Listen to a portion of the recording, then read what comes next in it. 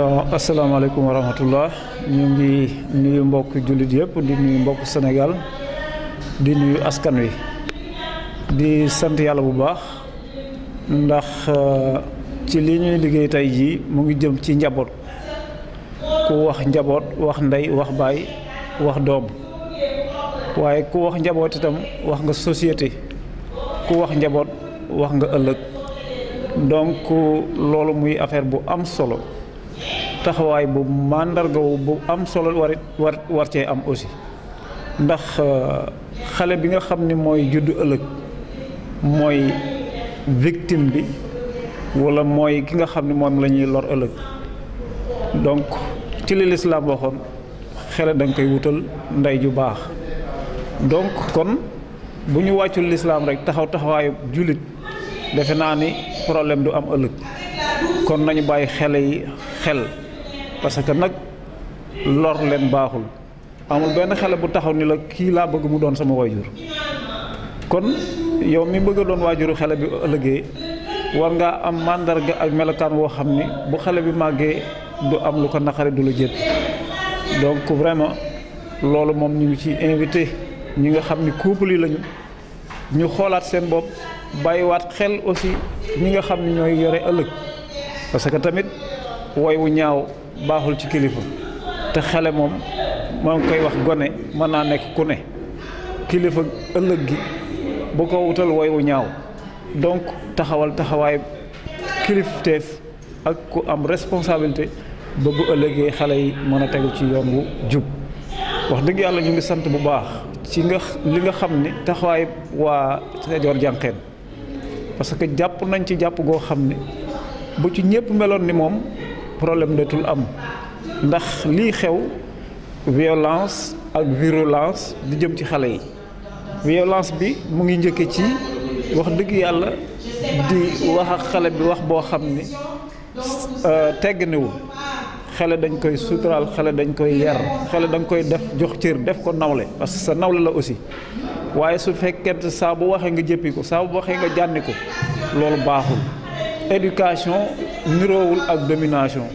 gare à toi si tu ne fais pas ceci gare à toi si tu n'es pas ceci gare à toi gare yooyu ce n'est pas de l'éducation mais c'est de la domination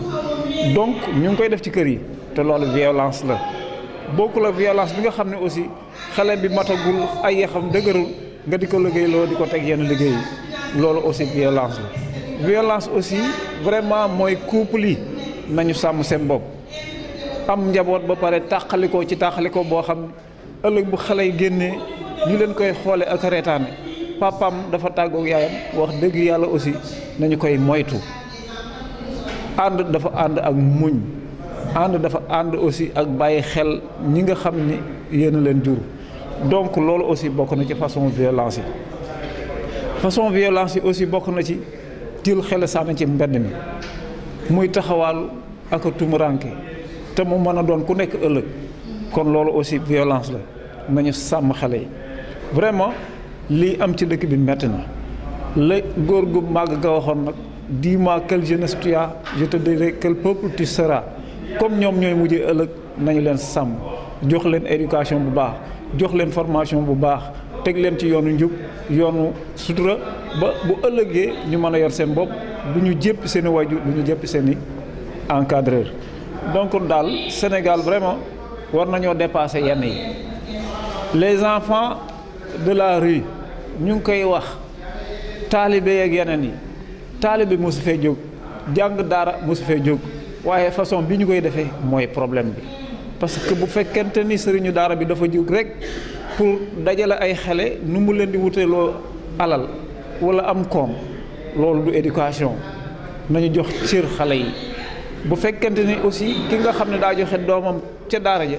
dafa bëgg jël lépp bàyyi ko sëriñ daara bi te amul ay moyens loolu aussi mooy indi yenn yi loolu tamit baaxul nañu ko moytu mais aussi gouvernement bi dina jël ay responsabilités ay at a ngi nii ñuy wax loolu mais amul benn responsabilité boo xam ni assumé nañ ko ci ba doxal ci loo xam ne dina tax lii dañ fi donc vraiment ñu ngi lancé appel gouvernement bi di encourager waa Kajoor Jànqeen di encourager comité de protection communale yi nga xam ne moom la ñu teg dans les communes ñoom tamit ñu góorgóorlu c'est du bénévolat mais ngërëmul yàlla ngi ci liggéeyal saw askan vraiment ngërëmul aussi ñi xam àdduna xam ni xale mooy mujj ëllëg mu ngi ci kon bu ñu tàyyi bu ñu xool rek problème mu koom loolu wax dëgg yàlla beneen affaire la mais liggéeyal saw askan liggéeyal sa société ba bu ëllëgee ñu xam ni yow mii def nga fi dara loolu aussi vraiment lu jar a taxaw la te ngërëmul yàlla nag moom moo gën li ci des lépp nañu góorgóorlu te jàpp xale yi sonn nañu xale yi jaaxle nañu xale yi tumuranke nañu xale yi ñu ngi leen di noot esclave ba ñu doon xeex ca tubaab yi ba tey mu ngi fi parce que nag lii ngay gis ci mbedd mi muy xew ci xale yi wax dëgg yàlla jomb naa seetaan ci askan woo xam ne dañu ay julli lañu wala ay croyant lañu kon donc vraiment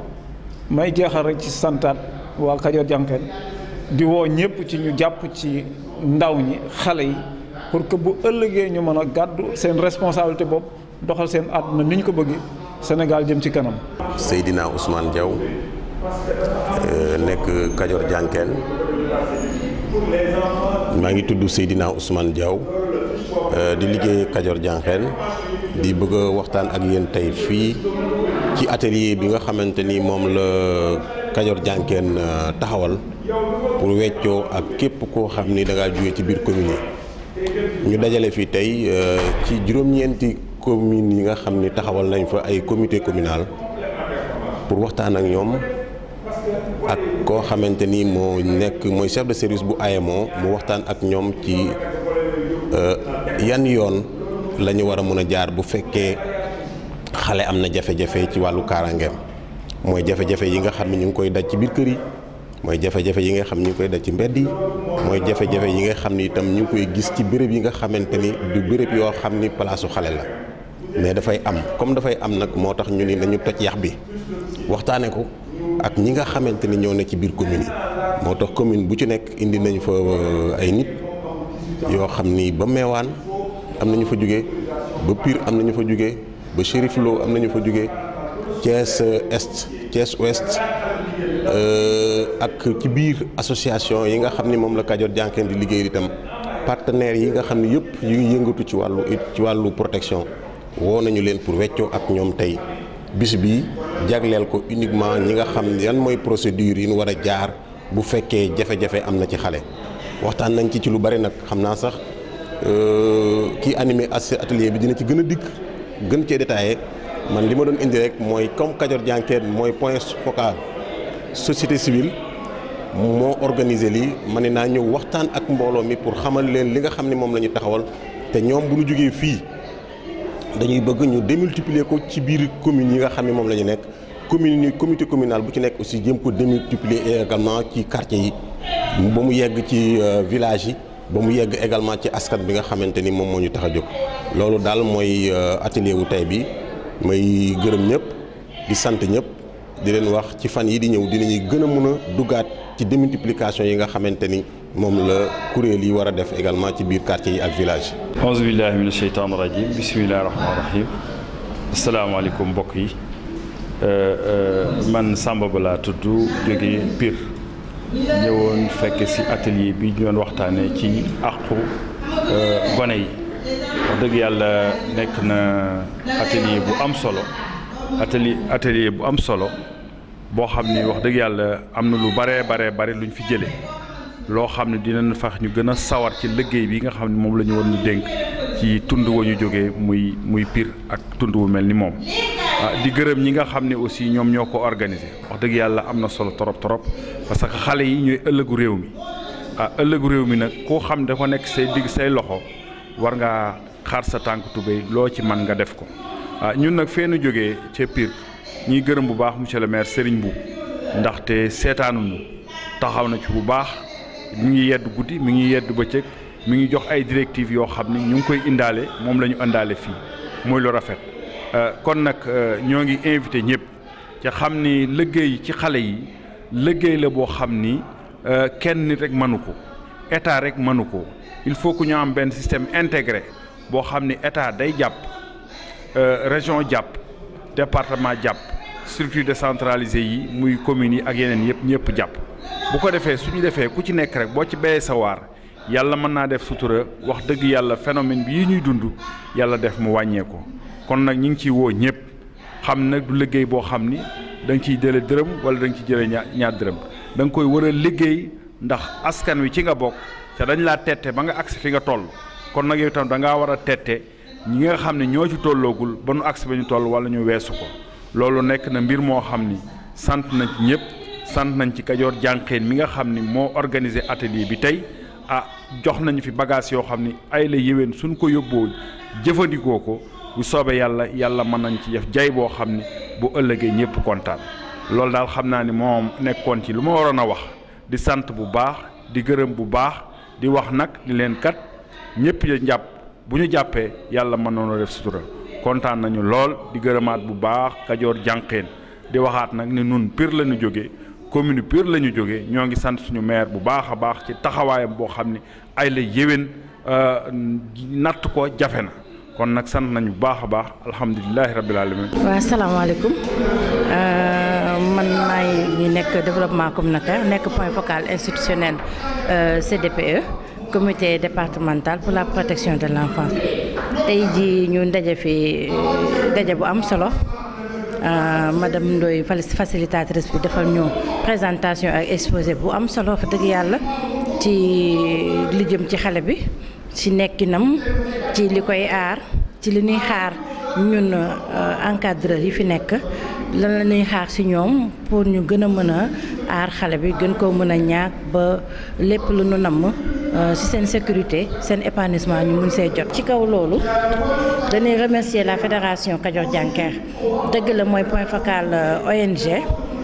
toogal fii bépp association bi nga xamante ni mi ngi yëngatu ci xale yi mais dañ koy gërëm di ko sant ndaxte non seulement yematu sax ci ñàkk xale yi mais mi ngi xalaat naataangoom encadreur yi nekk ci terrain bi fexe leen ba càmbar leen. lu waral bisum tey bi bokk ci solo bés bi dajale comité communaux yi nekk ci biir Thiès yëpp ak yi nekk ci biir département de Tivaouane tey ñu toog di waxtaane lii nga xamante ni mooy nekkinu xale bi ak xam ak ay yelleefam ak waay ji nga xamante ni tey dal na ci kawam la ko ca mën a fekk lépp kon muy ndaje mu am solo ndax ci li nga yëngu yaakaar naa balaa nga ciy dem war nga mën a xam ci yenn condition nga ciy duggee war nga mën a xam tamit naka nga ciy demee ci li nga war a wax ak ci ni nga war a defee di dellu di leen gërëm di leen sant ñu Kajoor Jànqeen ci taxawaayam activité yii nag yëpp day dugg ci cadre CDPE CDPE muy kuréel bi nga xamante ni c'est le préfet du département mooy président bi ma bamtuwaat ko développement communautaire bi ma nekk nii ñun ñooy point focal institutionnel mais Kajoor Jànqeen mooy point focal ONG ñun amuñu leneen sunu am lu dul nekkinu xale bi fexe ba développement xale bi croissance xale bi maanaam nekkinam ci biir askan wi ci ni mu gënee ci xeex ak xam ak yelleefam ci droit mi yëpp lépp lu xale bi soxla ñu mënu ko taxawu ba mu mënu ko matal ci anam ni mu gën a rafete kon maa ngi leen di nuyu yéen ñëpp kenn ku nekk ci sa tur ak ci sa sant di rafetlu it jotaay bii nga xam ni moo nu fi dajale tey jii bi nga xam ni ñu ngi wax sur les droits ci des enfants nekk na loo xam ne lii lu am njëriñ la ndax madame Ndoye lii mu fi def vraiment commentaire yi mu fi suscité vraiment nekk na loo xam ne lu ñu war a taxaw la lu ñu war a góorgóorlu ba am na droit yoo xam ne xale yi am nañ ko te gis nañ ni vraiment appliqué wuñ ko ñu xool ba xam état bi naka lay def pour jàppale ñu ba nga xam ne xale yi dinañ mën a jouir pleinement de tous leurs droits vraiment Kajoor Jànqeen initiative yi nga xam ne mi ngi koy jël di ko def un peu partout dans la région nekk na initiative yi ñuy saluer bu baax a baax di leen remercier tey ñaan yàlla ñu gën ci góorgóorlu ba nga xam ne liñ ci jublu yëpp nañ ko mën a am ci xale yi ci wàllu protection. Koumba Ndiaye ñi koy wax may gën a wax madame Ndoye ma nekk coordonnatrice régionale des services AEMO de Thiès bu nekk bi tribunal grande instance bu Thiès. waa tey dañu ñëwoon fii ci atelier bi nga xam ne dafay wax ci la protection judiciaire des enfants pour wane rek ne xale yi ci biir Sénégal am na benn dispositif de prise en charge judiciaire boo xamante ni moom la ñu def ci biir moom la ñu tegal pour xale yi te dispositif de prise en charge judiciaire boobu dafa dugg ñun ci suñu législation nga xam ne am na code de procédure pénale code pénal bi ak code du travail ak code de la famille boo xam ne moom mooy protéger xale yi